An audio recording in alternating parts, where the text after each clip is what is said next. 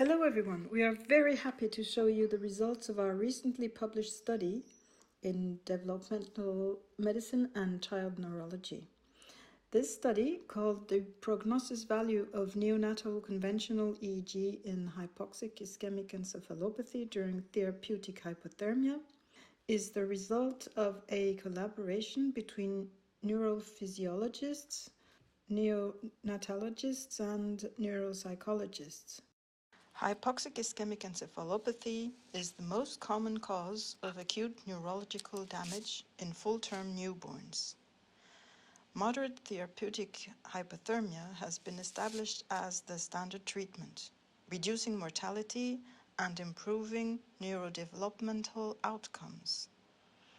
But despite therapeutic hypothermia, approximately one-third of neonates die during the neonatal period, and among survivors, 30% develop moderate to severe disabilities.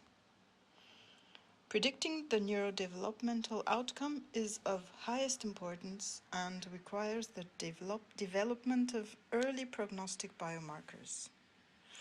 The aim of our study was to determine the prognostic value of conventional EEG monitoring in neonatal hypoxic-ischemic encephalopathy using an innovative, non-supervised, multivariate analysis.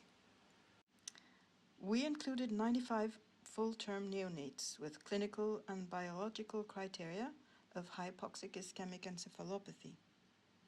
They benefited of therapeutic hypothermia and were monitored by conventional EEG from 6 hours of life to the end of rewarming.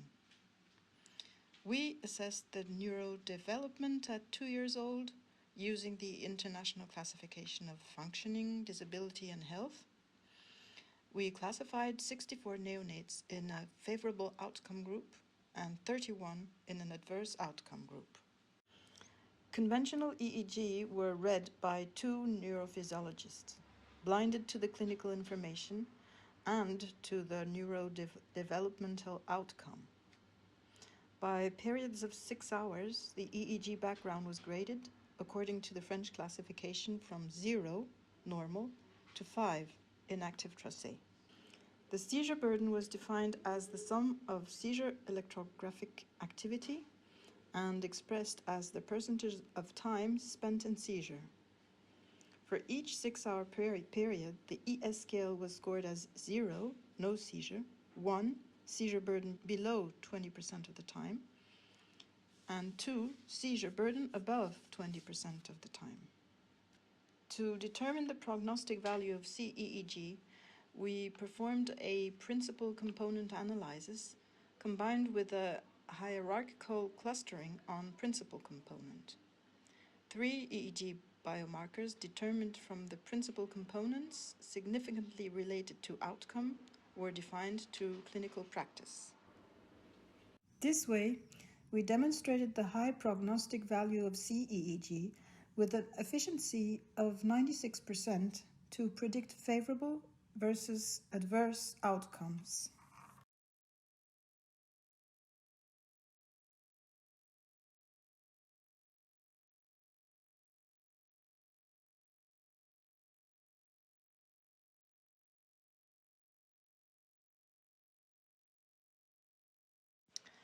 From the unsupervised analysis, we defined 3 prognostic EEG biomarkers, which were 1. Mean of EEG background activity throughout therapeutic hypothermia. 2. The EEG background improvement throughout therapeutic hypothermia. And 3. Epileptic seizure burden mean, starting from 30 hours of life till the end of rewarming.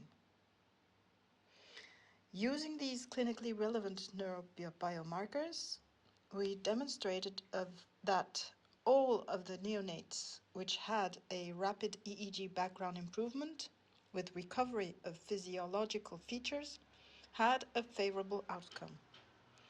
All of these neonates had no seizure after 30 hours of life. By contrast, all of the neonates with severe background activity or seizures from the second day had an adverse outcome. All of them had no or a low EEG background improvement. Only 11% of neonates with intermediate EEG biomarker values had an uncertain outcome. Our results show that restricting the CEG examination to a short time window, especially the first day of TH, greatly reduces the prognostic value. During the first day, severely altered EEG background activity and/or epileptic seizures, even epileptic status, are not fatally predictive of an adverse outcome. The early recovery of lability, sleep state cyclicity, and physiological features are suggestive of a favorable outcome. However, the EEG background activity improvement on its own is not enough to accurately predict the outcome, but is also conditioned by a substantial decrease in the seizure burden during the second day. Altogether, our results highlight that neonates should be monitored with conventional EEG throughout TH to accurately predict the outcome in hypoxic-ischemic encephalopathy.